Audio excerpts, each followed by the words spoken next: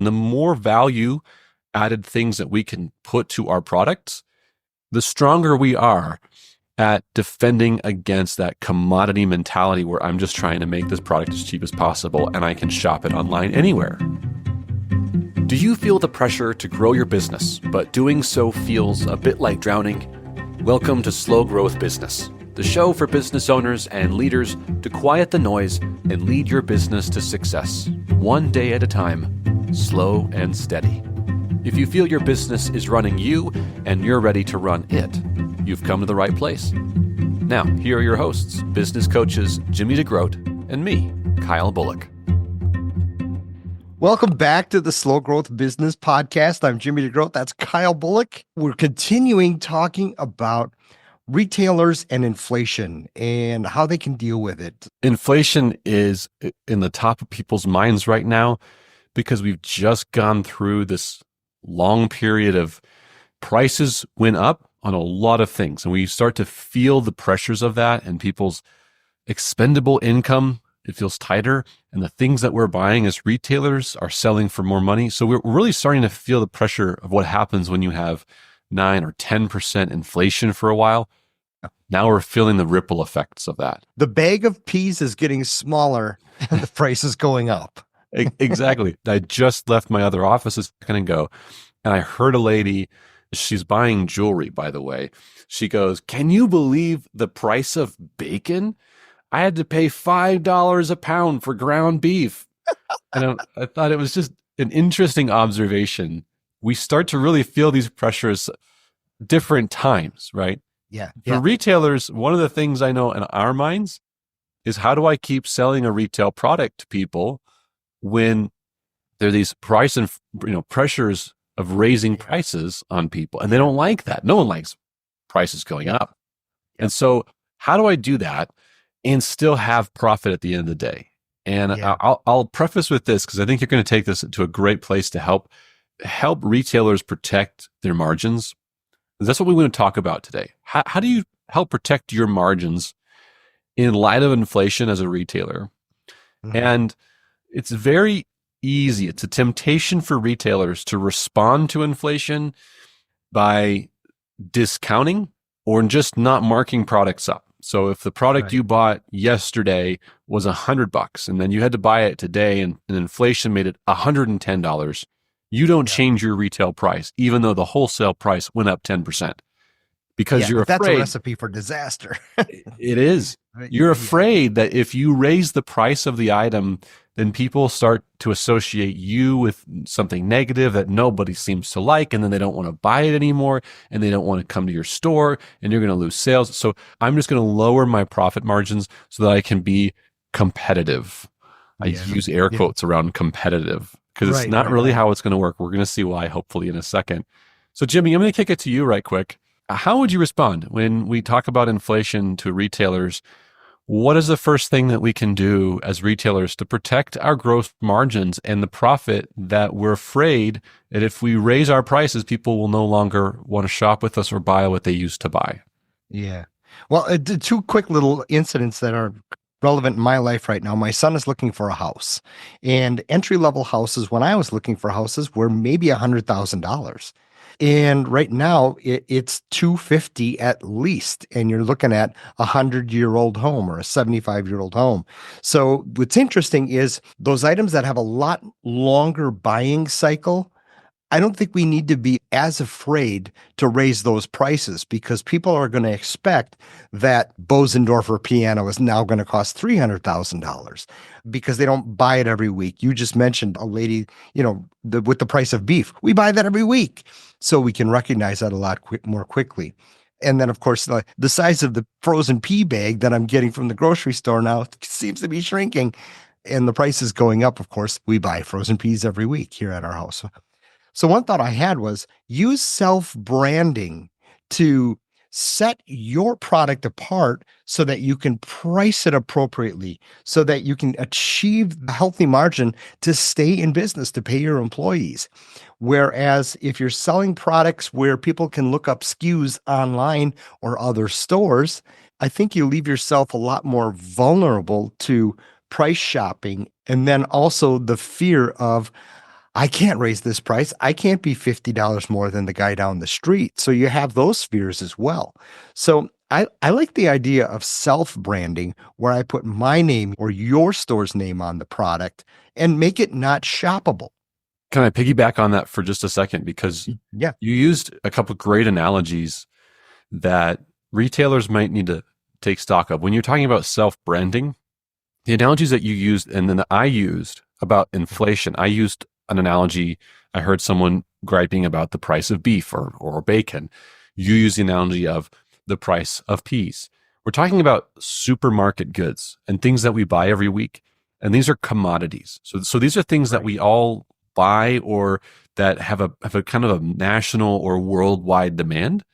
Yep. And they are what they are, right? Yep. So we And people buy make them. no apologies about raising the prices of those. No, they don't, because it's just what it costs to do it, Mhm. right? And there's so many people selling frozen peas that they're all making their 3%, 5% over whatever it costs to produce it. And that is just the price of what it is. Okay. Yep. As retailers, especially for independent retailers, let's take you to a calm place for a second. If you're in the business of selling commodities, then all you can do is sell for a percentage over cost. And you're going to be racing the Costco Sam's Club model to the bottom. And you're probably going to lose that race because Yep. those guys have such deep pockets and such huge buying power. You're never going to be able to compete with the discounts that they can get. Okay. Right. So if you know that playing the commodity game is going to be a dangerous one where you're going to lose your shorts, think about selling value. And value comes in what we perceive as consumers, what we're getting out of it. So that includes things like service. That includes things like the perceived value of the product itself, how it's presented, what kind of service were you provided in customer service and ongoing support from it. All of those things are things that add value to what you do. And they're probably already in place in your independent company. Lean heavily on that, as Jimmy's talking about self-branding. That's what makes you distinct and that helps you not sell commodities. And the more value added things that we can put to our products, the stronger we are at defending against that commodity mentality where I'm just trying to make this product as cheap as possible and I can shop it online anywhere. We don't want to Yep. be in that position. Right. And the other thing that's going to add value, which is absolutely humongous, probably the biggest point, is what is value to the customer? And the self-branding in your products, the way you built them. Take, for example, a friend of mine, Aaron, who builds computers. He puts those together based upon exactly what the customer is looking for, not from a box from, remember, Gateway or Amazon or what have you. So determining what's important to the customer is your key value proposition for your product to, of course, make them the happiest. So let the customer determine that value.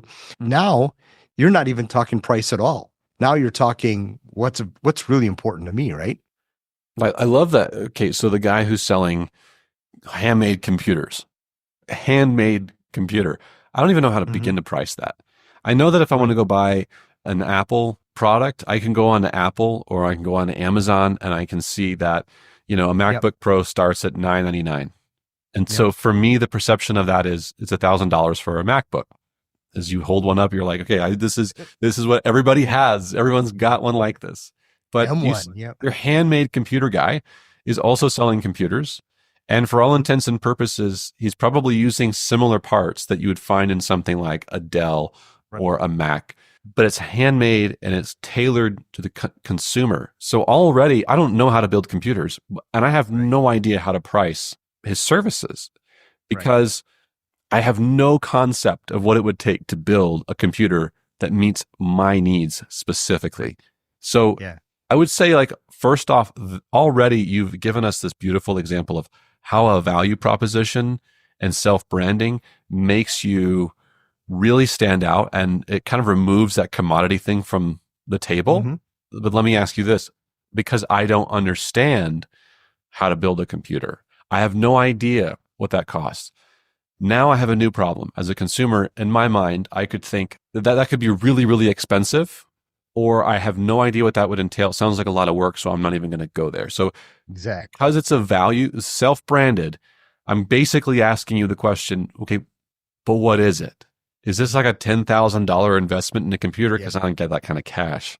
Once you get to that value proposition, how do you communicate to the consumer who doesn't know you, who you are, and that they can approach you as a business to meet their needs? I bring up the computer analogy. There's a desktop unit next to me here, and it was built by my friend Aaron. And he's the kind of guy that when you have the relationship, he goes, "Yeah, but you don't want that. You don't want that RAM. That's crap. You want this one, or you want this video driver. You don't want that stuff that's built in with that." And the beautiful thing about Aaron is that he knows where the big guys cut corners. He knows so he can build exactly what I want. And he said, "You're not going to have any headaches with this if you do this and such and such." That's all a great example of self-branding and also what's important to me as a customer. So what you're saying is communicating value that's specific to the customer. Yeah. It's knowing your customer and what their real needs are. That's what you're communicating through the value proposition. Yep. That this computer guy is not for everyone. So if you want a MacBook, just go get a MacBook. Mhm. But because he knows you and your needs, he can tailor the message to what you need. And Yeah. that's what makes him so distinct. Right. And I can't shop that. Right. And so I'm not going to worry about that because I'm going to get what I want. So I think that's the key, right? Give customers what Yeah. they want. Don't feel bad about it. Yeah. They want it. Well, and how many times has your computer guy presented you with something that you really have a price objection about? If you understand the value of what he's bringing you, he's building you Exactly. computers by scratch. It's like, well, gosh, Yeah. what a deal every time, right? Right. And the other neat thing about it is, I mean, you can also say, and this is my computer guy, but he can say, "I can build this, but you will never use that. You don't need that much and you don't need to pay that premium. So let's put this thing in for what you need." And it's building that very specific thing for your customers. And that's why I'm saying self-branding. Put your name on it. Build it per the customer. Yeah. I don't know. Can you do that if you're ordering Martin guitars or Gibson guitars? I don't think can you do that? It's tougher when you have a branded item in your store or that you're selling, like you said, a Martin guitar is a Martin guitar. And they have this label that they've put an MSRP on it. Mhm. So it is kind of what it is. Yeah. But what you can do if you're selling those branded items is you can still offer the services and the extra touch, that extra mile, because really what you're doing in that situation is you're competing for the attention of the consumer in your area. If Right. you're selling a Martin guitar, Jimmy, in your neighborhood, why would I go to you as opposed to going to sweetwater.com and just ordering Sure. it? Well, Absolutely. Right. you may have the exact same price at the end of the day, but I'm going to go to the one where I feel like I'm getting what I want and what I need. Is it Yeah. efficiency? Is it speed of service? Is it, I have no idea what I'm looking at. Can you please tell me what this is? Yeah. Yeah. Whatever you're doing to speak to your consumer, even if you have those branded items, which puts you in a trickier place because it is kind of a commodity in that case, you can still win the attention of people uniquely, I think, by providing those extra value things that only you can provide and that Yep. sweetwater.com can't provide, amazon.com can't provide, so on and so forth. Yep. Yeah. So I would recommend if you are a retailer, sit down with your staff, make a list of all the things that are incredible about your store. And even if it's things that other stores are doing, if nobody's talking about it, then nobody's doing it. So what's great about your store? Make a list of everything that's great about your store. And these are selling propositions. That's this right here. That's the magic. The magic of your store is this, not Jimmy DeGroat, but it's your face, it's your people, and it's the interface that you have. That's the best hedge against any inflation that I can think of, or even buying online. I completely agree. If I can take us for a moment to a little nerdy spot, and then we'll come right back to this little warm and fuzzy spot. And the reason I want to take everyone to this nerdy spot real quick is because this can all sound like well and good thinking as we're talking about inflation. But at the end of the day, you've got to go back to your office and into your retail store and implement something that's going to help protect against inflation. Let me give you a little bit of data that helps shed light on what the big boxes are doing. And I like to look at the big box stores because we can vilify them, but truth is they're doing something that works. And they're doing the system and they're opening stores all over the country because it works. They figured something out. So let's learn something from their example and try to apply that in our retail stores so that we can use their mistakes and their victories to our favor. Okay. Sure. So I did a little bit of economic data recently, and I was looking at successful retail stocks. So these are publicly traded companies. You can buy their stock. And I was looking at who's got some healthy retail numbers. Now, right off the bat, let me kick out of this conversation. We're not going to talk about Costco. We're not talking about Walmart or department stores. They're a little bit different game because, again, they're dealing with commodities. They're selling eggs and milk and bread and that sort of thing. And that's not what we're talking about today. Okay. We're talking about the value added companies. So I'm talking about things like, here's a great example of one. Richmond. Now, you probably never heard of the brand Richmond, but it's a conglomerate of companies. You probably have heard of things like Van Cleef, maybe, or Cartier. That's under the umbrella of Richmond. These are luxury fashion goods and jewelry goods. And Richmond is doing a very good job in their accounting department because they have had a healthy cash flow for quite some time. And even right now, as we film this at the end of 2024, with all the inflation concerns going on, their gross profit margin is about 60%. Now, what does that mean? Gross profit is when you take the cost of goods, that's whatever it costs to buy the item that you're then going to resell.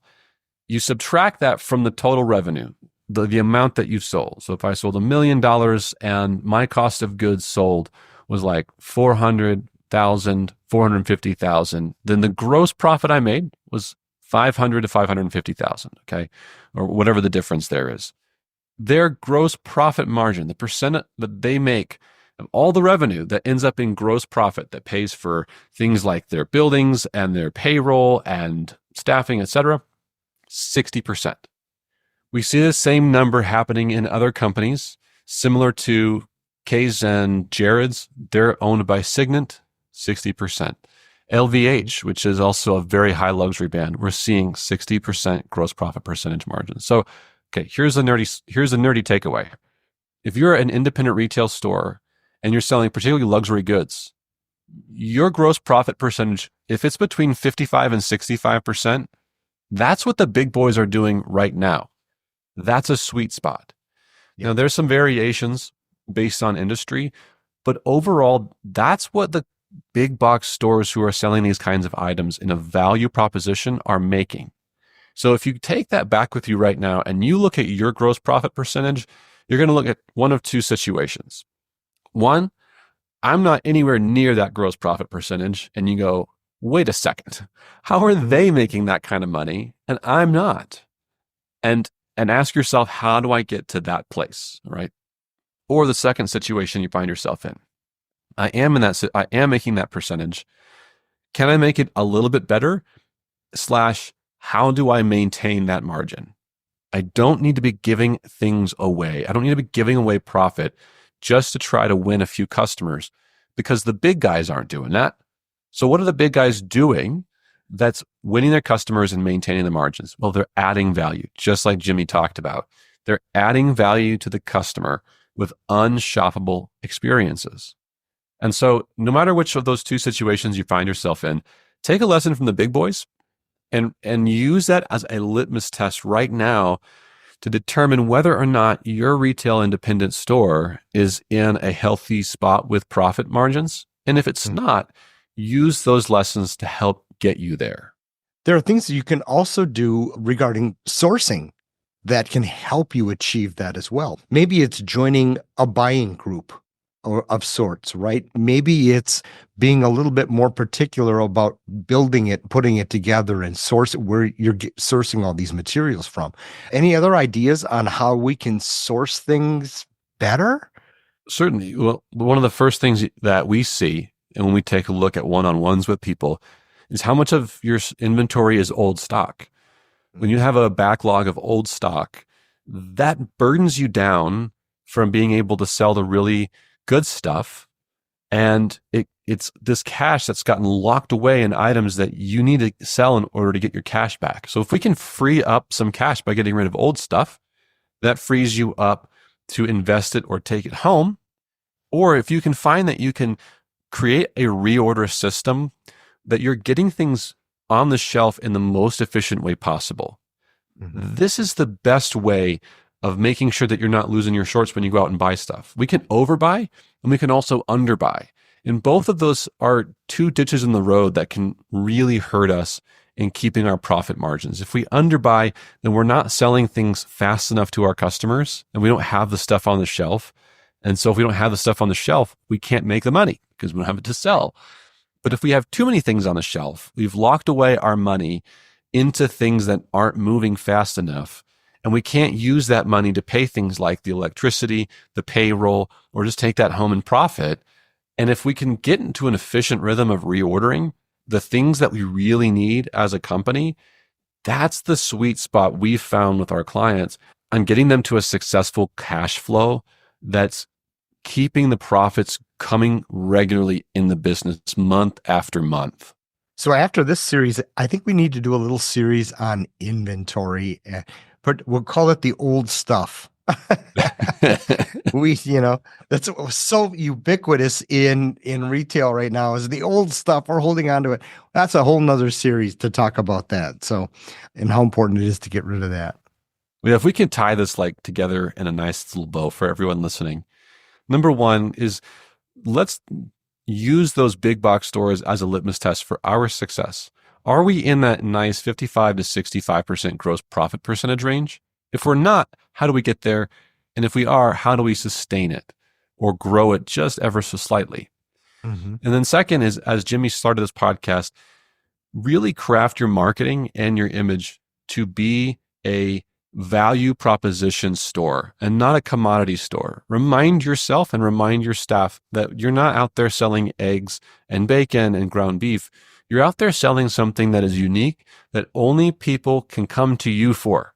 And if you can really set yourself apart and distinct, no matter what you sell, and say, this is what makes us unlike anybody else, it's going to set you up to beat inflation through your messaging. People are going to see the value of what you bring to the table, and they're not going to question the prices like they would if they're thinking of you as a commodity. And if you need any proof of that, just go to a Whole Foods grocery store. You will see value propositions all over the place.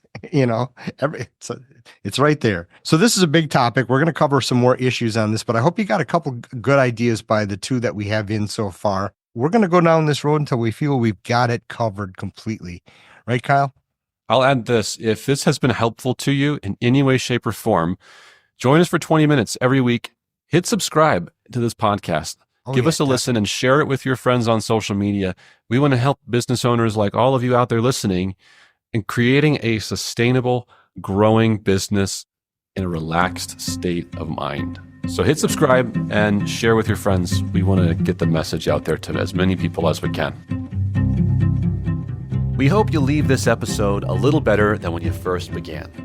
If you'd like more resources to grow your business slow, steady, and consistently, check out our on-demand video catalog at trainretail.com. Or if you have a question or frustration we can help address in your business, write to us about it. We love to help solve big, ugly problems. So hit us up at kyle@trainretail.com or jimmy@trainretail.com.